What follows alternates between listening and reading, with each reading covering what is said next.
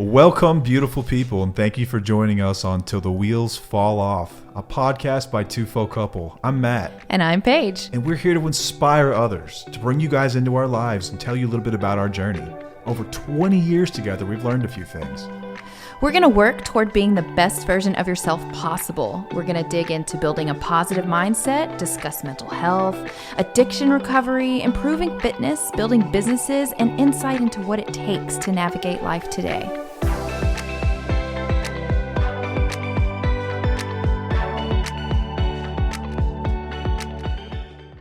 Welcome back. Welcome back. Let's talk about money. Money, money, money. It's a subject that no one really wants to talk about. It is the number 2 reason behind divorces in this country, and about half of marriages end in divorce. So there are a ton of people that are getting divorced every year because of money issues. Right. I've got some friends in the professional mental health space, and they will tell me that it is easier to get a couple to sit down and talk about their bedroom wants and needs and some wild stuff that goes on. But when it comes to money, they shut off. They don't want to talk about it. It becomes a very personal. It's even more personal than in the bed. Yeah, it's wild. Right. The way that we look at money is not discussed enough, especially in a relationship. Yeah. So we're going to shed some light on the ways that we view this and talk about some common ways that we see people manage their money and give some tips on how this could be better for everyone. Mm-hmm. So our point here is that there's just not enough done in this area to communicate and get closer. I think if we're talking about one issue in particular, it's that money is not discussed enough. When it comes to a marriage, right? This is my opinion on marriage. When you decide to get married to somebody, you are joining a union. Yes. It's about the whole. It's not so much about the individual anymore. Right. It's not a black or white deal. Like I can still be me, but we're together now. Yes. We have shared goals, and my individual goals kind of died with my bachelor life. Yeah. You know, if I wanted to go do bachelor stuff, I should have stayed a bachelor. Mm-hmm. Doesn't mean I can't go on a mountain biking trip, and doesn't mean I can't go hang out with the boys. It just means that from now on, my money isn't just my money. This is my opinion on this. And there's not one right solution that fits all. Yeah. But all solutions for a healthy, money-minded relationship do involve one thing. Mm-hmm. Communication. Yes. Communication. And it's something that we are big on. It's why we have a podcast about it, right? Communication. So we see 3 common scenarios for how to manage money in a relationship. The first one is you've got 2 earners with separate accounts. Yeah. 2 earners, separate accounts. It's common more now than it has been in the past because people are waiting longer to get married. That's the first reason. Mm-hmm. They've been established in their life and their career, and they've been individual for so long that when they get married, they just sort of keep it that way. There are also more second and third marriages now than there have been in the past. Right. So you've got people with a blended family. Maybe they've got their set of children, and then they marry into a family that's got their set of children, and they come with their own goals and their own values and their own ideas about money. And I don't think it's a bad thing that you want to leave a legacy for your children, and so you've got this separate account. But what happens a lot is, I guess for lack of a better term, it's financial infidelity. Yes. It's when you look at your money as this is my money, this is my life, it's none of your business what I do, and you start keeping secrets. Yeah, there's a lack of trust there, and that's kind of scary in a marriage. Super scary. Foundation of a marriage is trust. It's yes. Trust and openness and non-judgmental conversations that take place. And you've got people out there who look at, when it comes to finances, like, this is my money, my life, stay out of it, stay out of my business, you do you and I do me. And then I asked the question, like, well, why are you guys married again? Yeah. It's odd. It's not to say that it doesn't work, because I have seen this successful for a lot of people, but it does require a lot of communication. And so Carl Jung had this concept of individualization, and it gets worse as we get older. I shouldn't say it gets worse. It gets more implanted in us. It's firmer as we get older, and it's basically the process of becoming individualized. Start sometime in your informative years, teenage years, and then as you get older, you have a sense of, you have like this this sense of yourself and self-actualization, and you kind of know who you are and what you're about. As you wait longer to get married, you've got that in the same sense of your financial goals and what you want to see with your money. And you get married to somebody, and what happens a lot is there's like this tornado that occurs where people haven't communicated where they're at in life with their money. Right. They just love each other and like, hey, we have a great time together, let's get married, and don't really consider what it looks like when there's financial stress. Yeah, right. It becomes an issue. So there are some pros to this in that it protects your legacy assets. It protects the assets of your children. It does help keep some independence, which I think is a good thing in a marriage, some independence. Yeah. But at the risk of never really totally buying into the marriage. Yeah. I look at this as almost having 1 foot in and 1 foot out of the marriage. Yeah. It's like, I'm just with you for now and I can leave at any time. Right. You're preparing for something different. Basically, like you've got 1 foot out the door. Yeah. With these 2 earner separate account type of situations. Which is okay to be prepared, but in a different sense. Yeah, we'll get to it. There is a gray area here, but I think that there is this feeling that you've never really quite bought in. Mm-hmm. And it's not to say you can't be successful and happy in your marriage and have separate accounts. This is just something to look out for. And it's especially when people become too individualized and they've got the tendency to keep secrets. Yeah. Secrets are bad, so separate accounts do lead to secrets. Right. The other I guess the other way that people will manage their money is you've got one earner in separate accounts. So this is, you see this a lot for stay-at-home moms and their husband will work, or the other way around where you've got the wife as the primary earner and the husband stays at home. Uh-huh. And for whatever reason, they've got just one account because I guess one person's bringing in revenue and they just kind of leave it. And one person's bringing in income and that person's on the account. And then you will have a second account set up, which basically amounts to like an allowance account. Yeah. That's kind of the way I've heard this put by people that I know that have worked this into their lives, where they've got a main account when they keep the money and they control the money. Right. And they basically give their wife an allowance every month. This one breaks my brain a little bit. It's very odd to me. Yeah. Non-judgmental toward anyone that does. If this works for you, if it works great. for you, awesome. Just from personal experience. Yeah, and I look at we looked at the pros and cons of each of these. And so when I look at a one earner with separate accounts, I think about, okay, what are the pros? Really, the only pro I could think of is that it protects the assets from someone that may have had a lot of debt coming into the marriage. Yes. Or financial irresponsibility. Right. And so it does protect the assets. Like poor spending habits. Right, poor spending habits. But the cons outweigh the pros in my opinion, because the cons are, you've got a ton of inequity in your marriage now, where you've got one person that feels like they're given an allowance by their parents every month. Mm-hmm. It's like, I thought we were married. Yeah, right? yeah. What's mine is yours kind of deal. Right. It's very strange to me that you treat your wife like you would your kids. Like, here's your allowance. Don't screw it up. Mm-hmm. This is all you get this month or whatever. Rather than having intimate conversations about money goals and financial goals with each other, you're bypassing it out of laziness, I suppose. Yeah. To say, this is what you get. Yeah. Rather than educating your partner. You're avoiding the uncomfortable situation of having that conversation. Yeah, and I'm sure that this has also happened with couples that have had a lot of problems with irresponsibility, spending irresponsibly from one side, where you've got someone who is constantly overspending out of the joint account, and so you set up a separate account from them until they can learn some responsibility. We're not... Like when we grow up in school, they teach you algebra and geometry, teach you about history. We're never really taught financial independence or financial responsibility or investment strategies or any of that stuff, unless you went on to, higher education, you studied finance or real estate or whatever you studied, but no one really teaches us how to do this. I've never heard you say finance. Finance. I don't know which one it is. That was super cute. I'm just saying. I go back and forth. I graduated with a degree in finance. So I studied money in school, but if I'm honest about it, Paige has always been the wiser spender. I'm the responsible one. It's just always been in. She's always just been super frugal, and she really understood how to manage money. Right. Did we ever have separate accounts? We did, right in our first apartment. We did. I remember we had separate accounts for a little bit. Right. Mm-hmm.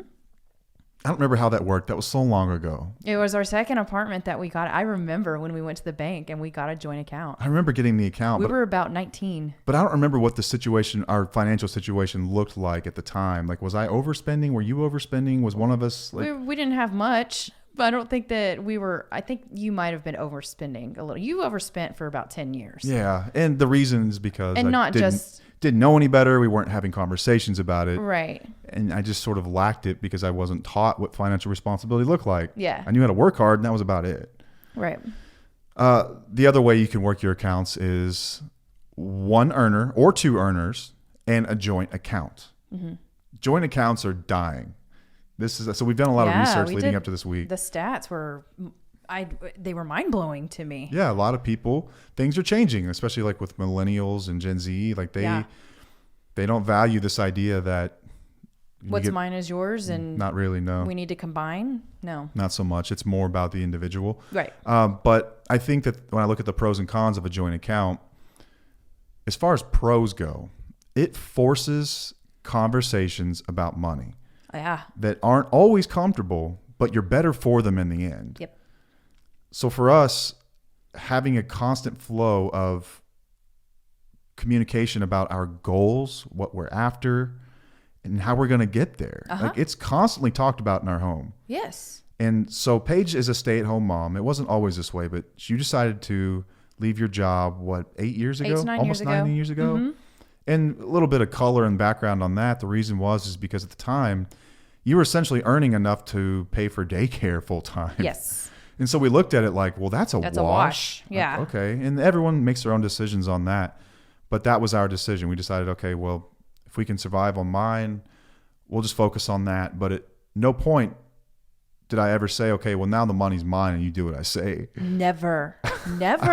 I think I was more weird about that than you were, honestly. Yeah, probably. Before, when we had joint accounts and I was working and spending money or having my own money in our account, and then you were spending more than you were earning and you were taking all of my money. It was like, damn it, I worked for that. Yeah. So yeah, I had that mentality a little bit. So if it does anything at all, I guess if I can think of any cons to having a joint account, is that you have to have uncomfortable conversations about money. Mm-hmm. They're not always easy conversations to have when you're looking at your balance and you're like, well, that's lower than I thought. I wonder what's up with that. And then you open, your statement and you start going through it and you see, oh, wow, well, one of us spent way too much money. And sometimes it's me, sometimes it's you. You have to say, all right, well, let's just put it out there and let's have this conversation about what was spent and the reasons it was being spent and the communication that can, make this smoother in the future about what our goals are. Right. Because it's not perfect. It's never perfect. No. The only thing that we're perfect on is communicating. We're not perfect on the way that we choose to spend all the time. Yeah. Certainly not perfect, but we are perfect about the way we communicate and constantly communicating our goals. Yes. Which I think is the point of this episode, is really about communication. Communication and about your money, about your finances. Mm-hmm. So having gone through these scenarios and talking about the different ways that people kind of manage their money in a relationship, you've got the separation and you've kind of got the other side of that where it's all joint. And our side was joint, and it wasn't always this way. And I think, Paige, you can really speak to this a lot more because you are the more naturally financial savvy of the two of us, I think. I learned this stuff through schooling and experience and networking and relationships and business experience, but I think from the womb, you just had this in you. You understood this stuff better. The way that you were raised and like the way that you were brought up in money. It was like how I was raised, I think, that, work hard, save your money, don't overspend. It seems simple to me. So what was it like being with a guy that spent everything all the time? Like it was never going to run out. It was extremely frustrating. Yeah. So what kind of feelings does it bring up for somebody? Insecurity? Does it feel like, is it scary? Is it fearful? Scary because you feel like things are going to get taken away from you. You're going to be living on the street because somebody is overspending. So that's when the boundaries have to come in. Boundaries. And we'll get there in just a moment. But when I was at my worst, when I was addicted and I was spending basically everything we had, I think we brought it up in one of our episodes that we had a serious conversation about you cannot go out and spend any money on this trip you're about to go on. No. Like you can't spend any money. No. And I did. and you lost your absolute freaking mind. I did. Rightfully so. Yeah. But leading up to that, the years leading up to that, I was using and I was spending money, and it got really frustrating for you. Yes. What were some of the conversations you remember having with me about it? Do you remember what it was like talking to someone about this? You wouldn't communicate with me properly. I would try to tell you what's going on and why this is not a good idea. And you would just be like, it's fine. It's fine. It's okay. We'll figure it out. I'll figure it out. Like, you didn't want to address it. Pushing it off for later, pushing it off, Yes. trying to deflect responsibility. Yes. I think that we always got to, even it must have been like pulling teeth with me at the time, but we always got to a place of, you would basically put me in my place, for lack of a better term. Like, listen, dude, this is what we're trying to get after. I don't know if you forgot this conversation about what our financial goals are, but we're not going to get there if you're doing this. Right. It wasn't always easy to take the third degree from it's not always easy to take the third degree from your partner, but it was necessary. Yeah. It's necessary. And you have to swallow your pride to have these kinds of conversations, which is really tough, especially if you're getting married later in life. Yeah. Because you're like, who the hell are you? I can take care of myself. I don't need you. Yeah. But when you agree to be a partnership, a union, it's the disillusion of the individual. It's about the couple. It's about the marriage. It's about our goals. It's about their strength in numbers. And we can do together what neither of us could have done individually. Right. So there's benefit to being married. I mean, there are tax benefits and whatnot, but as far as we're concerned, as far as our goals go and what each of us bring to the table to get there, it's going to be easier when we're communicating and we've got our funds tied together. Yeah. So when you stopped working, what was the feeling initially? Because you were very proud of your career and you were proud of what you were earning and bringing to the table. And you were proud of having that place at the table to say, I provide. Absolutely. What was it like when you stopped working? I felt inferior. I felt like I was not bringing anything to the table. And I felt like I could not spend money like I wanted to. Right. I remember that and you telling me that. And it breaks my heart to hear. Yeah. I would say, you're bringing in the money. I'm not doing that. So I don't have the right to spend the money. That's tough. Yeah. That's really tough. And I will say, this is advice if the shoe fits for a lot of the guys out there, because I know this is pretty typical with a lot of men. Could be some women too, but I have never once told my wife that it is my money. Nope. And you just get some of it. No. Ever. And she can vouch for me on that. From day one, this is ours. Yes. This is ours. Yes. Because I wouldn't be able to do what I do if you didn't do what you did. Right. Like, there's equal effort put in from both of us Yeah. in this relationship. Just because I'm going to an office to get things done, it makes no difference. The money is, aside from the money, we're both putting in the effort. I don't care what society decides to give me, like these little pieces of paper with pictures on it that buy you things. It's irrelevant to the effort put in. So I do not ever discount the effort that your partner puts into the marriage. And in my mind, to hold that over their head is like the biggest slap in the face. Yeah. So financial empowerment is extremely important if you've got one earner. I cannot say that enough. And I feel very strongly about this, that it has never been my money.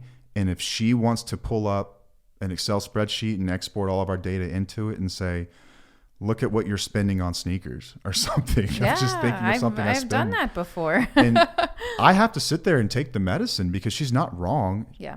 She's not wrong. She's telling me something honest. She pulled data. I can't argue with the mathematics of it, that if in a pie chart that I spent a majority of something that was, frivolous, basically. Yeah. Like spending however I feel like it. Right. And I've never said, well, it's my money, I can do that. No. This won't work if that's your attitude. This won't work. Just have separate accounts if that's your attitude. Right. It's got to be for the unit, for the union, for the best of us, for the both of us.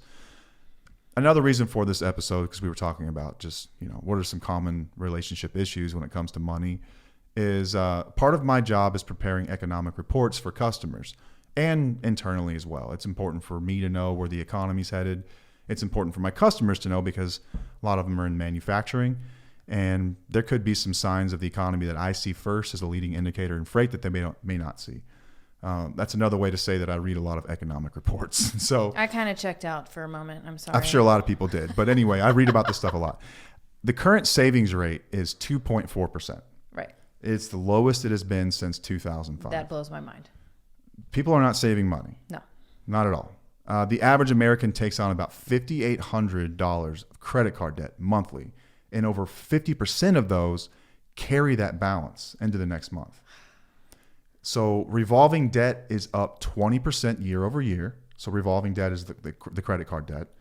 Year over year, it's up 20%. So from this time last year, 20% higher than it was a year ago. Yeah. And interest rates are higher year over year. Interest rates are hovering right around 20%. So on that $5,800, if you decided to make the minimum payment, it would take you about 17 years to pay that down, and you would have paid over $8,000 in interest. So as we look at consumer debt rising, as we look at the prices of housing increasing, interest rates increasing, and people using more of their income to purchase homes, that means they have less purchasing power for the things that we generally need every day, like food, groceries, gas, heating, electrical, all this stuff. Yeah. Which means that there's going to be tighter money in the future. Yes. Which means there will be more fights about money, more conversations about money, and unfortunately more divorce about money. Yeah. So someone will hear this episode in 2 years and wish that they listened to it and taken some simple advice. So we've got five tips for what has made us successful in marriage. And I think that they're 5 sound tips for anyone. What doesn't matter which one of these boxes you fit in the 2 earner separate accounts and the 1 earner separate accounts, or in the joint account box. When we talk about what's made us successful financially, I think before we get into the actual tips, so we've got 5 of them, I think that the number one thing is we do not compare. No. We don't compare out. We have always had our goal, what we wanted, and I don't give a crap what the neighbors drive. Right. I don't. Right. I don't care what kind of couch they just bought. Yeah. I don't care what kind of ring she has. Right. It doesn't matter. Yeah. That crap doesn't matter. What is the old saying that you said? I was told, I heard it for the first time today. It's comparison is the thief of joy. Comparison is a thief of joy. I love that. Apparently it's been around forever. It missed me somehow, but comparison is the thief of joy. And that's basically keeping up with the Joneses. Yeah. And with social media these days, that's what everybody looks at. You see these highlight reels of people and you're comparing yourself. Oh, they got this vacation. They got the new car. They got the badass house. They got all this stuff. You don't know what they're really dealing with. No clue. And it doesn't matter because you have your own personal goals, and that's what matters at the end of the day. That's all that matters. Yeah. Not what Susie Q is doing. Like, it's really easy to see someone else that you know or that you're related to living it up, and you're like, man, F my life. Yeah. Like, how are they killing it and I'm not? Well, the fact of the matter is, and this data shows, that some people are just living in debt over their eyes, and they're just okay with it because the other shoe hasn't dropped yet. Right. But it will. Yeah, eventually. But it will. So we've always been okay with living simply. And I love Paige because she could be like a gypsy if we had to be. Oh, hell yeah. I'd be totally down with living in an RV and living the simple life and making hobo dinners on the fire. Like, I'm totally cool with that. She really would, though. Like, that's the truth. So when I think about the basis for all of this, it starts with that. It starts with that we don't ever try to keep up with anybody else. Yeah. We look at our situation and what is reality? What are our goals and how do we get there? Yes. The goals. That's so important. I think the first thing that I would say to anybody is, if you are the type of person that looks outward and that's how you gauge your success, I would stop doing that. It's okay to have goals based on what you see from someone else's success, but that's not your lifestyle currently. Right. So if you can't afford a Mercedes, don't drive a Mercedes. Yeah. That's totally cool. Yeah. If you can't afford the $1 million home, don't try to weasel that into the budget and cut other things. You just can't afford it yet. It's fine. Yeah, that's okay. I mean, we've both been okay throughout our relationship with saying, like, we're just not there yet. It's fine. Yeah. We will be one day. One day. And we have goals. And that's okay. Yeah. And having said all this, it's worth mentioning, full disclosure, that we don't fight about money. Yeah, we don't. We do not fight about money. No. Ever. No. I mean, we used to, but not anymore. We used to. We used to. Yeah, believe me, we used to. Like, coming up when things were tough, we were broke, and then the drugs kicked in, and we had a lot. I have to say, within the last 10 years, we have not fought about money. Not one time. No. I mean, we'll have conversations, and that's it. Yeah, we have conversations about money, and I will say that we've had some conversations that have been tense at times. Yes. Sometimes there's some tough pills to swallow, and they take a day or two to process. Right. But in the end, we always get the same result. It's been great. We Yeah. just don't fight about money. So I think that there's something to what we're talking about here. Exactly. Yeah. That's why we're talking about Yeah. this. So tip number 1 is you got to talk. Talk. You got to talk. That means share your goals. Talk to each other about what you want. Yeah. And so Paige and I we have big goals in life. We really do. Financially, really the goal is we want freedom of time. Yes. In order to get freedom of time, you've got to have funds to do that at the end of the day. Like who doesn't want to just walk around in a national park all day, right? Yeah. But at some point you have to pay bills. Right. But our goal is to create enough passive income that becomes our life. Yeah. In order to create passive income though, you've got to start somewhere, which means with savings. Yes. So point number 2, Paige set this up years and years ago. We transfer a percentage of our income into savings every single month to a high yield savings account. Is it weekly or monthly? Weekly. It's weekly. Yeah. So it's taken straight out. It's not in our budget as far as discretionary funds go. It goes straight into high yield savings. Yes. Straight into it. Yes, and I would increase it based on any type of Raise or raise bonus or or whatever it anything might like be. that. I would increase the amount so that it would It reflects. it reflects Right. it. Yeah. What that percentage is looks different for everybody. I'm not going to give financial advice over the air, but No. I would say whatever you can afford to put over there, put it over there. Yes. Take it out of the budget, put it out there. For us anyway, that was a way that we were able to finance some things that we wanted to do when it came to passive income, investments, opportunities, and things like that. Yeah. And so that's our next tip would be set yourself up for an investment-minded strategy. I think the first book that a lot of investors read is probably Rich Dad, Poor Dad, which is a great book about financial literacy. It's about becoming income-minded. What's an asset? What's a liability? How do you create passive income? It's a great way to sort of knock the rust off the gears in your mind about, okay, so what does a financially free life look like where you're not having to work every single day and, go to the office to earn money. Yeah. So that was part of our goals. That was part of one of our goals eventually was to get there. The next thing is empowerment, financial empowerment. And this is especially important in a marriage. So if you earn more than your spouse, I think it's pretty rare that you both earn the exact same amount of money. But if you earn more than your spouse, let's not make that a flex. No. Let's not make that a flex. We earn money. Not me. We earn money. Yeah. We earn money. And so our primary credit card is in Paige's name. Paige is a stay-at-home mom. Doesn't mean she doesn't work. She does some other things outside of just keeping kids alive. But we file jointly, and I make substantially more than her. But that is just a meaningless statistic in my mind as far as what this really equates to. I put that card in your name because I wanted to make sure that if I got hit by a bus tomorrow, that you had credit, Yeah. that you had some sort of, like, the credit agencies could see that, okay, this person's responsible with funds. This person knows what they're doing. This person has a credit score and established credit. Yeah. Like you'd paid off a car and you'd had some things before you stopped working, but it was important to me that you felt like you were part of this deal. Yeah. And so all the awesome airline miles and rewards and benefits and all that stuff are in your name. And I have my own cards as well, but we communicate on the balances of those. Yeah. And they rarely have a balance, but if they do, I will let you know when I've put something on one of them. Right. And we go back and forth and we have access to each other's accounts and we can see everything. It's open, right? Because we're having an open discussion about our money. At no point do I ever say it's mine. That we both have access to all of the accounts, because if something were to happen to you, I need to know what to do. Yeah, you need to know where to go, where to look, what are the Yeah. passwords and all that stuff. Yeah. And that's all available. The last thing we have done is we have an emergency fund. Yeah. So with that savings, outside of savings for investments and whatnot, we have an emergency fund. We keep roughly, I think it's suggested, I don't want to say how much we keep, but it's suggested that you keep about 6 months.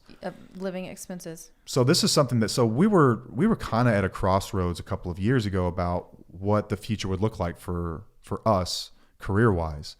And we were like, okay, so what would happen today if I just stopped working? What would it look like? What do our savings look like? How fast would it drain? What's our cash runway look like? Yeah. And I have a degree in finance. I was very good in school. I do this for a living. But guess what? I'm not the one that did this. Nope. I did. I took the initiative to go through our accounts to see how much money we spend in a 6-month period and how much money we would need if shit hit the fan. Yeah, and that 6-month period was a pretty good look at overall average. It Yes. wasn't like just looking in a little bubble. It was an average of what we spend. Right. And if shit hit the fan, if somehow I lost my job or somehow became incapacitated and I couldn't work, or if we decided to take a different direction and resigned or something, we knew that we could survive for quite some time. Right. And that is a great feeling. It's such a great feeling. It takes Yeah. the stress off the relationship. It does. It takes the stress off of the relationship, but it also, when it comes to risk and investments, I feel much better and you feel much better about decisions we make as far as being risky toward an investment, because you know that we've got plenty of time to figure it out if something goes wrong. Absolutely. Plenty of time to figure it out if something goes wrong. Yep. So this is a discussion to say that people just need to communicate more about their finances, man. This is Yeah, but what insane did to you me. what did you do a few years ago? Didn't you cut a credit card? Oh, this is back. Oh, this is long. This is longer than that. This is probably back in. Oh, we were in college, I think. Right. So I ran a credit card up with the balance of about $8,000. Like American Express thought it'd be a great idea to give an 18-year-old like a $15,000 credit card limit, or maybe it was like $8,000. I don't know. I don't remember. Whatever the it limit. was. I It's just it's know not. that It's it not was relevant. ridiculous. It was a high limit, and so like any great 18-year-old genius, I ran it up, and this is before we had figured out the genius of communication. I don't remember if I even really talked to you much about it. No. But I did talk to her about my solution. So I cut this thing in half. I threw it away. I paid it down. It took me forever to pay it down, but I paid it down. I sacrificed to pay it down. Right. Some things had to be You foregone. learned how to be financially responsible. Yeah, and I did not order another card until it was completely gone. Right. And then when I got that card back, I treated it like it was an emergency type deal. Yeah. Like I would keep a You small did. revolving balance on it to make sure the credit card companies knew that I was responsible. Yeah. But at the end of the day, it was like, I'm not putting a lot of crap on here because I know that this can get away from you quickly. Yeah. And it will. With interest at 20%, it will eat you alive. Yeah. It will eat you alive. So we're comfortable going without, and if that's what it means to get our goal, or if that's what it means to understand what real financial knowledge and literacy looks like.